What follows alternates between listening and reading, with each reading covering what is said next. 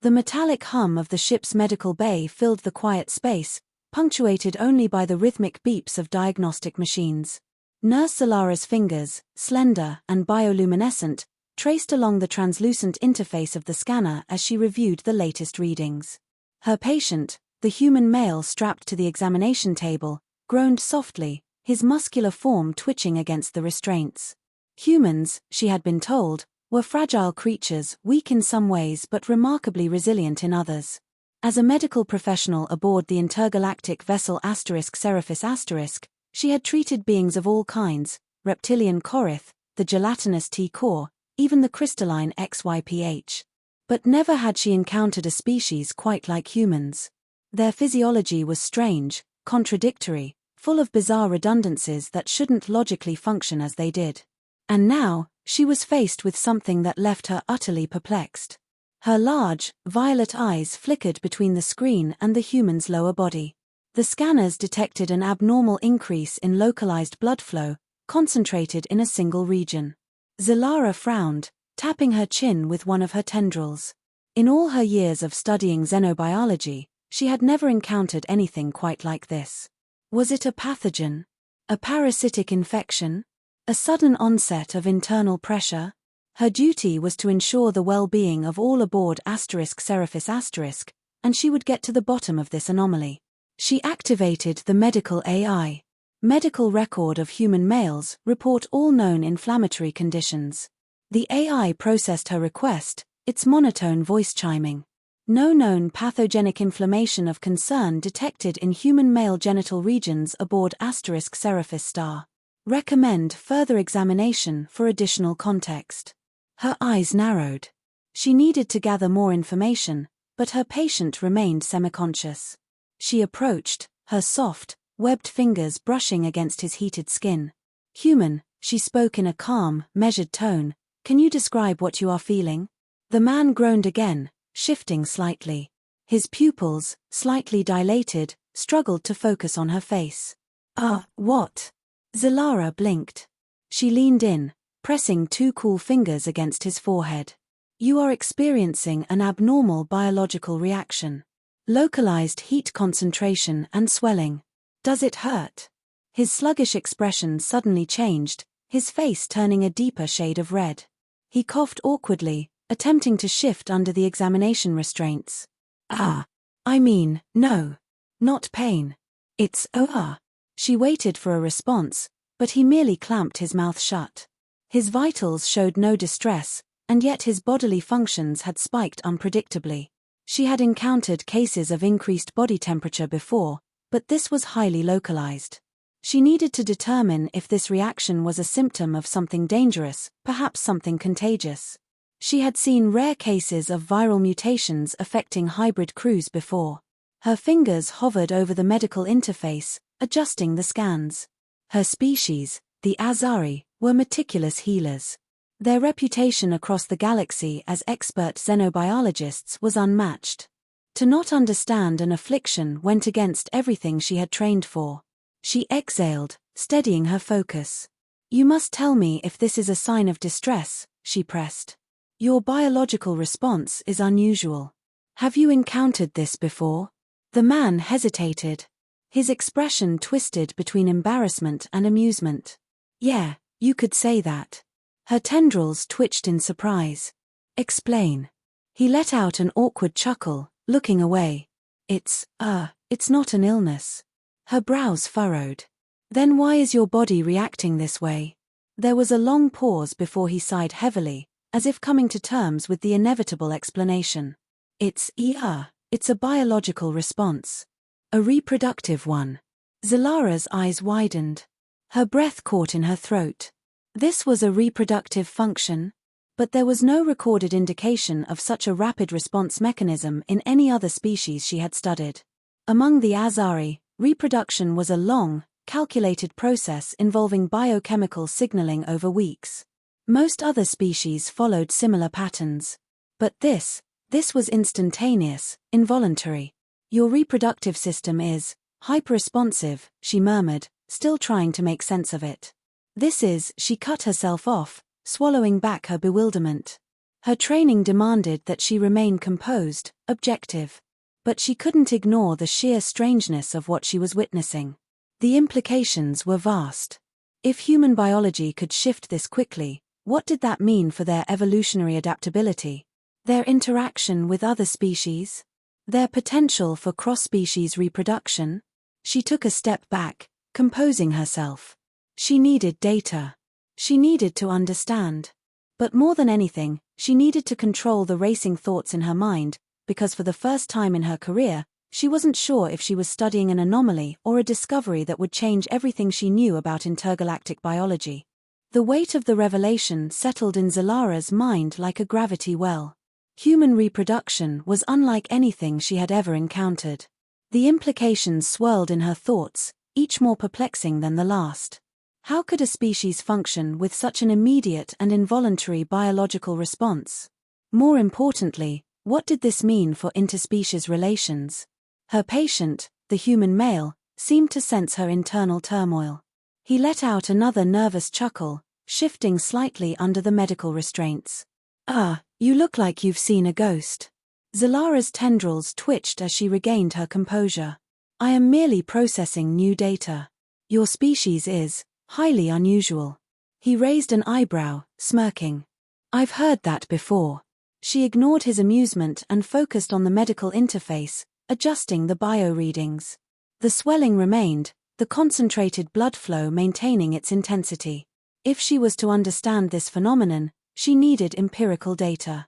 She activated a secondary scan, measuring neural activity alongside biological responses. Her fingers danced over the interface. "Your brain is releasing high levels of dopamine and oxytocin. These are neurotransmitters associated with pleasure and bonding. Yet your body remains in a heightened physiological state. Is this function something your species can control?" The man hesitated before shaking his head. "Not exactly. It can be voluntary sometimes, but other times, it just happens." Zalara tilted her head. An autonomous reproductive response. She had studied species with complex mating rituals, some involving chemical exchanges or intricate displays of movement. But this was different. It was instantaneous. Reactive.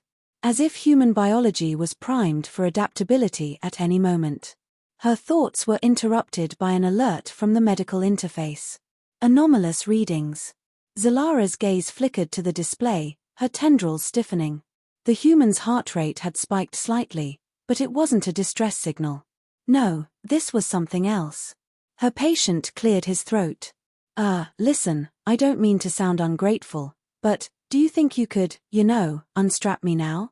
Zalara hesitated. He was showing no signs of medical distress, and the data seemed stable. Releasing him wouldn't pose a danger. Still, there was an unshakable curiosity that lingered in her mind. Reluctantly, she disengaged the restraints. The moment the restraints unlocked with a soft hiss, the human sat up, rolling his shoulders. "Thanks. Those things are kinda tight." Zalara stepped back, observing him carefully. He stretched, muscles shifting beneath his skin in a way that seemed both efficient and oddly graceful. Azari bodies were lean, designed for precision. Humans, on the other hand, were built with layers of strength and evolutionary design meant for endurance. Another fascinating inconsistency. She crossed her arms. Does this biological response serve a specific function beyond reproduction? The man rubbed the back of his head, a sheepish grin forming. Yeah. It's kind of connected to emotions, attraction, sometimes even stress. It's not always about, making offspring." Zalara's mind reeled. Emotionally driven biological responses? That was an entirely new layer of complexity. Most species she had studied had clear, defined reproductive cycles. But humans? They were unpredictable. She took a slow breath. "I will require further analysis." The human chuckled again, shaking his head. "You scientists are all the same. Always looking for answers." She narrowed her eyes. "Knowledge is essential." Sure, he said with a grin. "Just don't poke around too much. Some mysteries are better left unsolved." Zalara wasn't so sure. This was only the beginning of her understanding of humans. And something told her that she had only scratched the surface of their biological and psychological complexities. Zalara spent the next several cycles reviewing every available record on human physiology, cross-referencing medical logs and archived research. The more she read, the more questions surfaced. Humanity's reproductive biology was only the beginning. Everything about them seemed tailored for adaptability. Their emotional intelligence, their hormonal fluctuations, their capacity for both aggression and compassion. It was as if they had evolved not just to survive, but to thrive in unpredictability. Her patient, meanwhile, had recovered quickly. Too quickly. When she entered the medical bay once more, he was already standing, stretching his limbs with an ease that defied the invasive examination he had undergone just hours before. His resilience continued to puzzle her. She was accustomed to species that required extended periods of recuperation after physiological stress, but humans appeared to bounce back with astonishing speed. "You're looking better than expected," she noted, approaching him cautiously. The man smirked. "Yeah, well, we humans have a habit of getting back on our feet fast." "That much is clear," she murmured, glancing at the biometrics displayed on the monitor. Everything was stable. More than stable. In fact, his vitals had improved beyond the initial baseline. The anomaly was no longer just a localized response, it was systemic. She frowned, fingers hovering over the console. "Your bodily functions have not only stabilized but seem to have enhanced post-recovery. This level of metabolic efficiency is rare among known species. Guess we're full of surprises." "That is an understatement," Zalara replied, tilting her head. "Do all human males experience this form of accelerated recovery?" He shrugged. "To some extent, yeah. Some more than others. We adapt pretty fast." Her mind raced. If humans could recover and even strengthen themselves after physiological stressors, what were the broader implications? Could their bodies evolve on an individual level? Was this ability linked to their unpredictable emotional triggers? Before she could ask, the ship's comm system chimed. "Medical bay, respond. We have an incident in engineering. Injured personnel inbound." Zalara straightened immediately, pressing the response pad. "Understood. Preparing for emergency intake." The human beside her tensed. "Need a hand?" She gave him a skeptical look. "You are still under observation." "Yeah, well, I've seen my fair share of injuries. And I heal fast, remember?" He grinned. She exhaled sharply. "Do as you wish. Just do not interfere." Moments later, the medical bay doors slid open, and two security officers carried in a wounded engineer.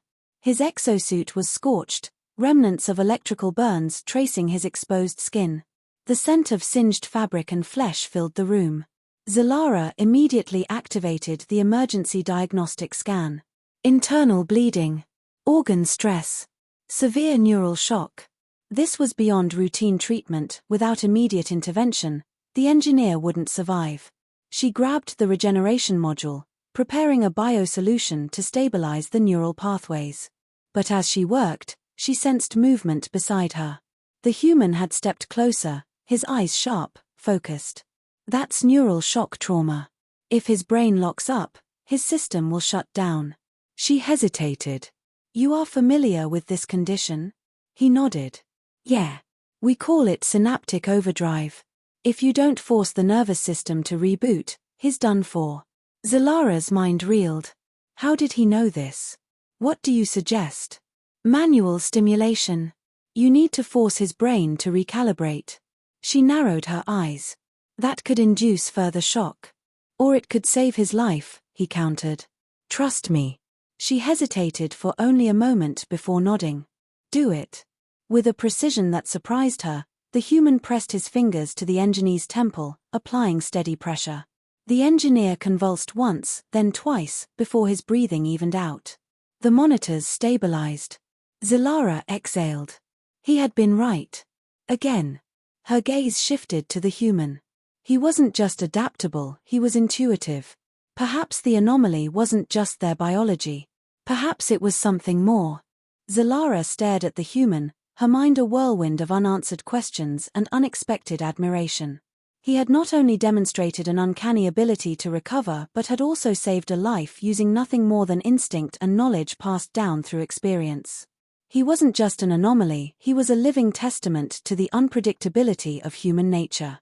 The engineer, now stabilized, rested peacefully under the medical scanner. The crisis had passed. Yet, the revelation of human adaptability continued to linger in the air like an unspoken truth. The human leaned back against the medical bay's console, arms crossed. "So, Doc, you still think we're just another species in the galactic records?" Zilara took a moment before responding. "No," she admitted. "You are unlike any species I have studied. Your biology is adaptable, your resilience remarkable, and your instincts, perplexing." He smirked. "I'll take that as a compliment." She regarded him thoughtfully. "It is more than that. It is a realization that we, as healers, as scientists, as explorers of life, have been viewing adaptability in too rigid a manner. We measure resilience by static parameters, healing times, physical thresholds, cellular regeneration. But humans," she paused, considering her words carefully. "Humans are not just physically resilient. You adapt not only through biology but through sheer will." The human shrugged. "Yeah, I guess you could say that. We get knocked down, we get back up. That's how we've survived." Zilara exhaled, something close to a laugh escaping her lips. "Survival through persistence, not just biological efficiency. It is an evolution of the mind and body, synchronized." The ship's intercom interrupted their exchange. "Medical bay, report on the injured engineer." Zilara pressed the communicator. "Patient is stabilized and in recovery. Prognosis is positive." "Understood. Stand by for debrief."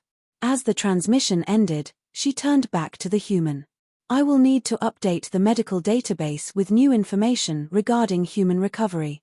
This knowledge could aid future treatments." He chuckled. "Just be sure to put stubbornness as one of our survival traits." She tilted her head. "Perhaps I will." For the first time since meeting him, Zilara felt something shift within herself. A broader understanding not just of humans, but of life's unpredictable nature. The universe was vast, filled with countless species, each unique in their own way. Yet, among them, humanity stood out not because of superior strength or intelligence, but because of their determination, their ability to persist even when the odds were against them. As she watched the human walk toward the exit, she realized the true lesson this experience had taught her.